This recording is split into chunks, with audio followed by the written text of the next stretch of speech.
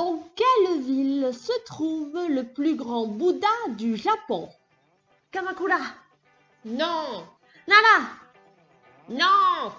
Nokogiri. Non.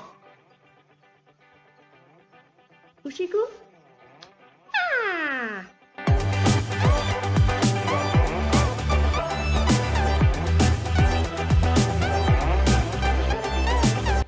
Ushiku se trouve dans la région du Kanto, dans la préfecture d'Ibaraki, à un peu plus d'1 heure de train de Tokyo. Et oui, c'est bien dans cette petite ville du Kanto que se trouve le plus grand Bouddha du Japon, qui ne mesure pas moins de 120 mètres de hauteur et qui pèse exactement 4003 tonnes. Oui, c'est énorme. Honnêtement, c'est une visite assez impressionnante de par sa grandeur. Il est vraiment énorme et on se sent tout petit en face de ce grand Bouddha. Alors je préfère vous montrer les images directement et je vous en dis vraiment plus à la fin de la vidéo.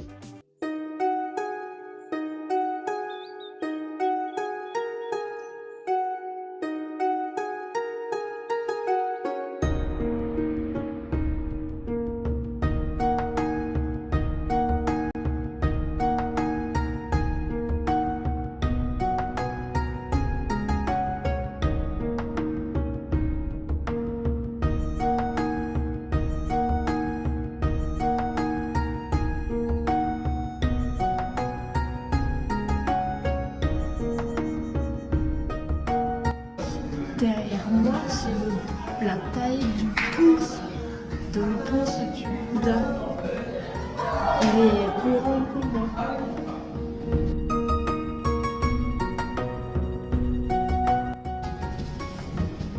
Le truc est plus grand que moi. Et là.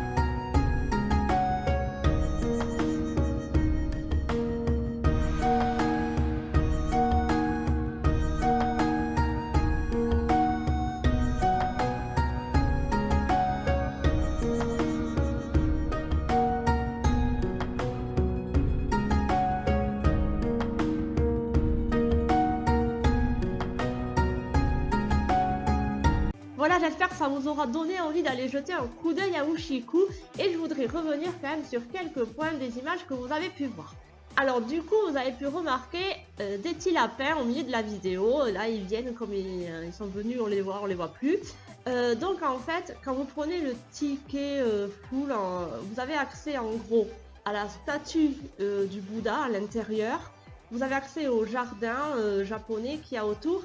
Et à un parc animalier où vous allez trouver des lapins et des hamsters, des écureuils, des choses comme ça. Bon, moi j'avais envie de rentrer dans la statue du Bouddha, c'est pour ça que j'ai pris ce ticket. Honnêtement, le parc animalier, il est vraiment kitsch à souhait. C'est vraiment les vieux parcs comme ils faisaient, je pense, au début, enfin, au Japon avant, quoi. Bon, c'est kitsch.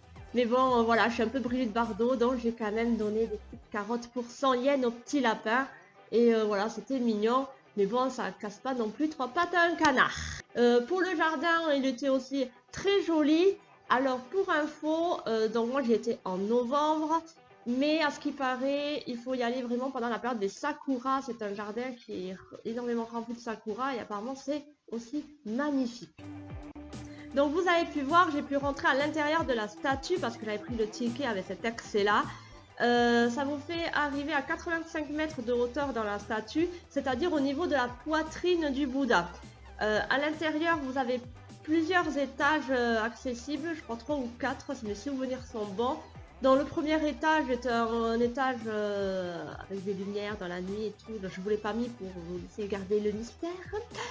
Ensuite vous prenez un ascenseur, vous avez accès à un petit musée où vous me voyez à côté d'un pouce du Bouddha, franchement ça, moi, trop bien, voilà, trop bien. Et ensuite, vous avez accès aussi à cet étage où il y a plus de 3000 statues du Bouddha qui sont représentées sur ce long couloir arrondi. Et ça, c'était vraiment joli aussi, c'était vraiment intéressant en tout cas. Pour les questions pratiques maintenant, je suis donc partie de la Asakusa Station parce que c'est le quartier où je loge sur Tokyo en général, jusqu'à la Ushiku Station et cela m'a coûté 2080 yens aller-retour. Pour ceux qui ont le JR Pass, il y a une partie en train JR, donc ça sera compris dans votre pass. Ensuite, depuis la Ushiku Station, j'ai pris un bus jusqu'à Ushiku Daibutsu.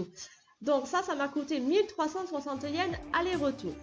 Petite précision, j'en ai déjà parlé dans ma vidéo à Takao Village.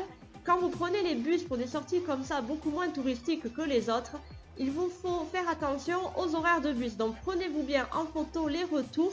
Car là, par exemple, j'ai pris mon bus retour à 14 h et le dernier bus, je crois, était à 15 h ou 16 h.